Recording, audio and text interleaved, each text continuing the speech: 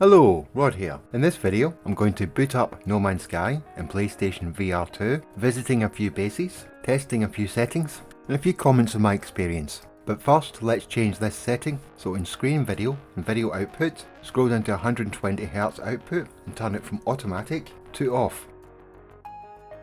Then in accessories, PlayStation VR2, you have to have it plugged in. Go down to video output and toggle that on. Everyone says this is the best setup, so that's what I did. Okay, let's go into No Man's Sky. As you can see, I've finally got my body. I'll show you those settings at the end. I reduced the vignette, but I still have to take more off. You won't notice it here, but for me, the game's still a little bit fuzzy inside the headset, but I'll probably still have to play with those settings to see if I can get just a little bit sharper. I'm going to have to move the pop-up menu, bring it a bit closer. I've moved it too far back. But you can access all the settings from this menu here. But like I said earlier, I'll cover those settings at the end of the video. But one set of settings that you should do in game is the sensitivity settings, as I've found the thumbsticks are a little bit too over responsive. After adjusting the look sensitivity, movement feels a little more comfortable. You should do it to your own preference. But on to the good stuff, the bases. The first place I'm going to go is the large freighter bases, because those are the ones that are most problematic. And as soon as I loaded into my freighter, I had crackly spotting all over the place. I know my freighter base is a large base, but there's been a problem with light flickering on freighter bases for quite some time. But don't worry, this really is the worst case. And I wanted to show it first so you know not to go to other people's freighters in VR. And this build will be a good test for any future updates. So my best advice, in VR, keep your freighter bases quite small.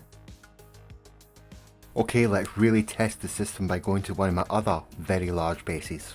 This is my squid base and it's got over 2,000 parts. And as you can see, everything spawned in beautifully. And I must admit, I was very impressed when I first spawned in.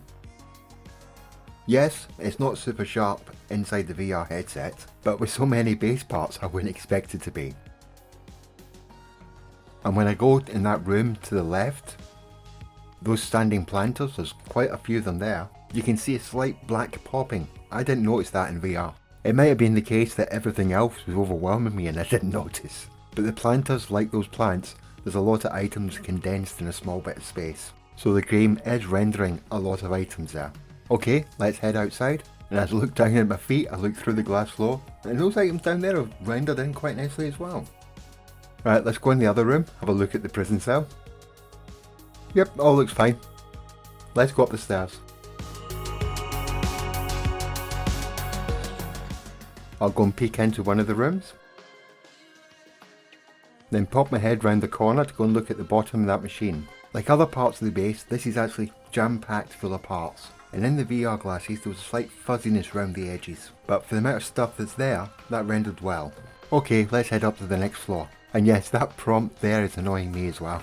I'm sure it's very helpful as a tutorial, but I don't read that. I'm going to have to turn it off. Because when I got to the top of the stairs I couldn't help but do what it said.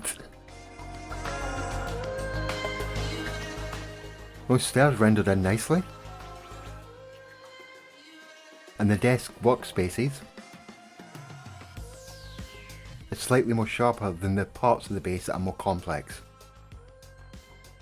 But the outside of the build that I'm looking at now and the chandelier, they all looked really nice. So the mid-distance rendering seems to be working quite well. But let's go to the window.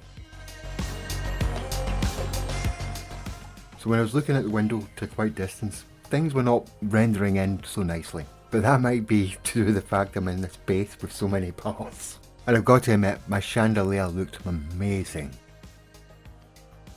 So let's head towards my door.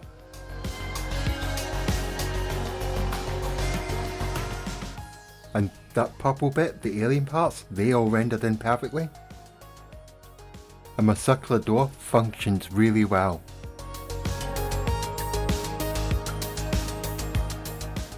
When I came to this part of the base, things seem to be just that little bit sharper. But I've also got to remind you, what you're seeing here is slightly better quality than what you see through the VR glasses. So let's go to another one of my bases that is just as complex, but slightly smaller.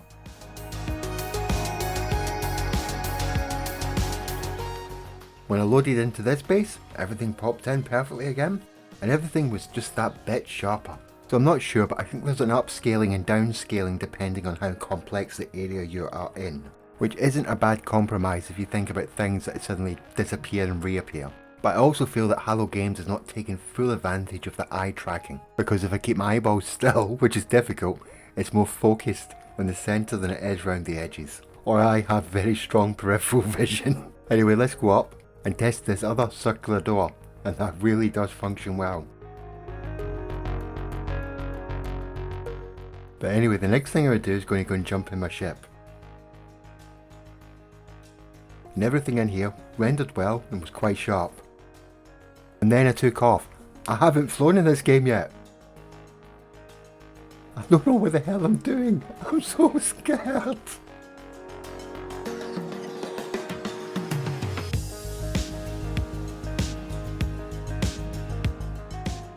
I've got to admit, when I was doing cartwheels, I did start to feel a bit woozy.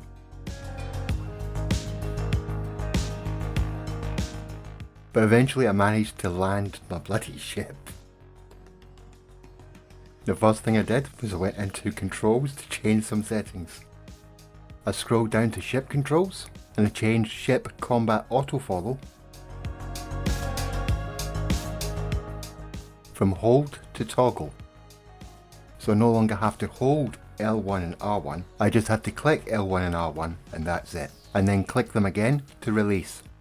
Okay, it's the next base. This time it's not one of my bases, it's a Shin Banjo base. And again, everything rendered in perfectly. And as this is a Shin Banjo base, there is no doubt in my mind, this is a 3000 part base.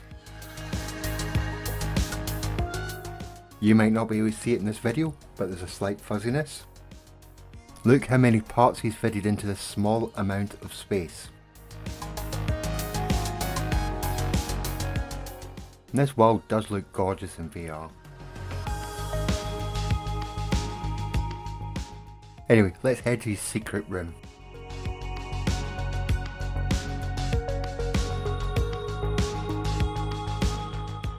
That looks a bit soft, but all the decals have rendered in nicely. And yep, there's lots of stuff in here, and it's all rendered in. But it seems a little bit sharper than it was up top, that's weird. Shen, you're going to have to change the piano, I need to press the keys.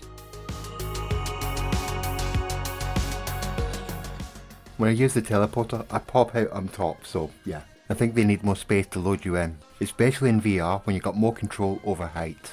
So let's go and try this teleporter. And it kept popping me out at the back. So I tried again, and failed again.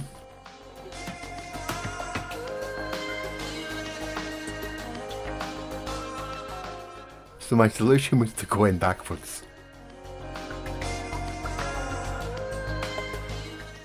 The golem rendered in beautifully.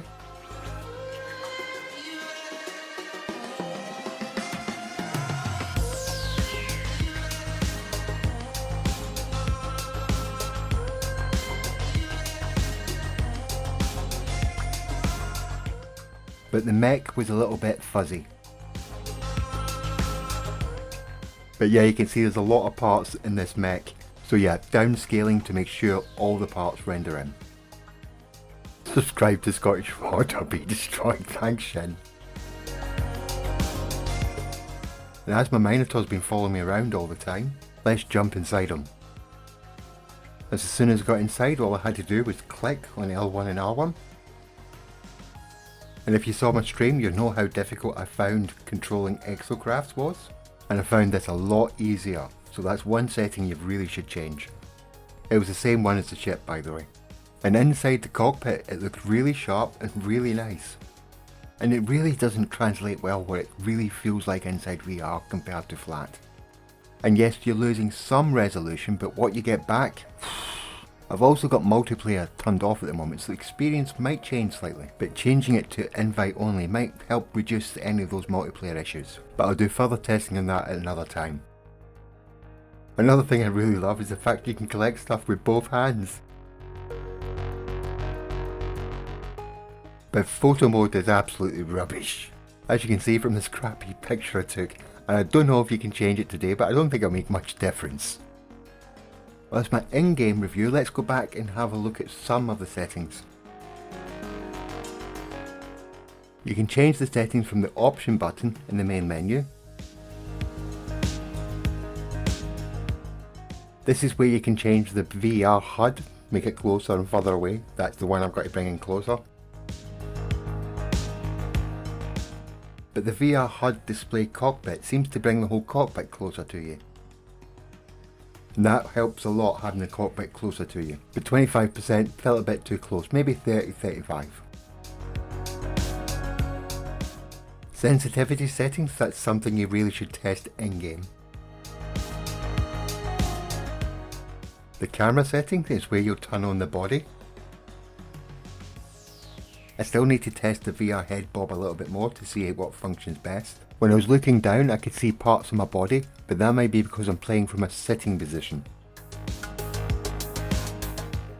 And this vignette strength, that's the edging you can see when you're playing. I turned it down to 20%, but I might have to turn it down to 10 or just turn it off. When I find better settings, I'll no doubt come back for another video. In fact, there's probably going to be quite a few VR videos in the mix. I hope you liked the video, and if you did, hit that like and subscribe button. Oh, and the bell thingy. And of course, thank you for watching. See you all later.